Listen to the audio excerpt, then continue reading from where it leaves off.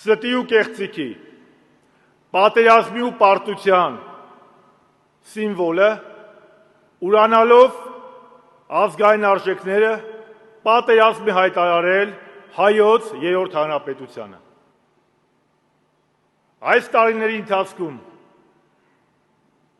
Հայաստանի կառավարիչները ուրացել են հայոց ցեղասպանությունը,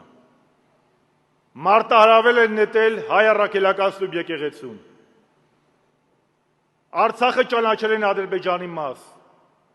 մատը մատին չեն տվել Արցախի հայաթափման ժամանակ, իսկ այսօր էլ իրականացնում են Հայաստանի խաղաղ ադրբեջանացման գործընթացը։ Առավոտից երեկո իրար հերթ չտալով խոսում են խաղաղության դարաշրջանի մասին։ Չկա խաղաղության դարաշրջան, չկա խաղաղության օրակարգ։ Մուրացկանին անկախ հայրենիք ու խաղաղություն չի տրվում,